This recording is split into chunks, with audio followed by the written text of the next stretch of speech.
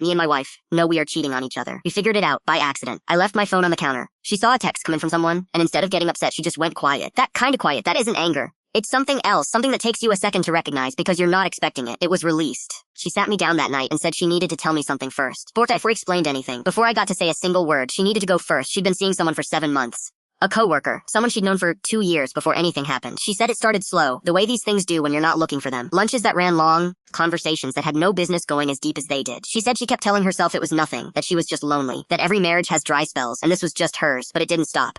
She said she'd been trying to figure out how to leave without destroying everything we built together. The house, the dog, her relationship with my mom, who I'm pretty sure loves her more than she loves me. The life we'd constructed over 9 years that looked, from the outside, completely fine. That was the word she used, fine. She said our marriage had been fine for a long time, and fine wasn't enough anymore. I didn't say anything for a long time. The dog was just sitting there between us looking back and forth like he was watching a tennis match. Then I told her about mine. I'd been seeing someone for about 4 months. Someone I met through a friend at a work event. We weren't supposed to be anything. I wasn't looking. I hadn't even been unhappy enough to put a name to it yet. But she asked me questions that my wife hadn't asked me in years. Not because my wife I didn't care.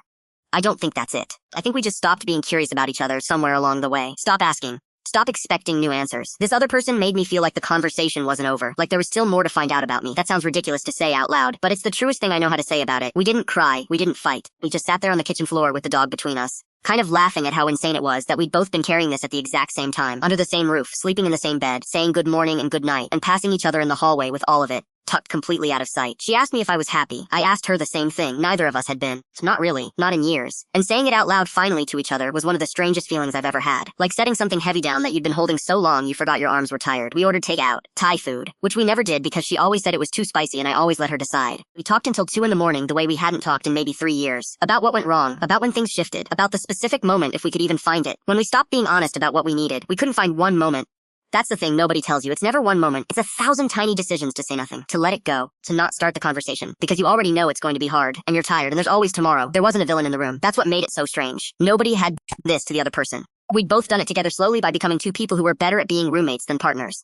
We were good roommates. Genuinely. We never fought about dishes. We split the bills clean. We made each other laugh. Still, even at the end. But we'd been letting each other down quietly for so long that neither of us could remember what it felt like when we weren't. She said she was sorry. I said I was sorry too, and we meant it, just not in the way that meant we were going to stop. We talked about the people we'd been seeing. Not in detail. Not cruelly, but honestly. She told me what she liked about him. I told her what it felt like to be asked real questions again. It wasn't a painful conversation. It was almost gentle. Like we were finally giving each other permission to want things. Which is maybe what we should have done years ago instead of letting it quietly rot. It didn't feel like failure anymore. That's the part I keep coming back to. I thought admitting the marriage was over would feel like the worst thing. I thought it in my chest, like something breaking. But sitting there on that kitchen floor at 1 in the morning, with cold takeout containers between us, I just felt honest. Maybe for the first time, and longer than I want to admit. We called a mediator the next morning. We'd both had the same thought overnight, separately in the same house. And neither of us had to convince the other. We split everything down the middle. The house goes on the market. She gets the big furniture. I get the car. We keep joint custody of the dog, because that wasn't even a question. Not a single argument. 9 years and not one argument on the way out. I think that says everything about who we are to each other.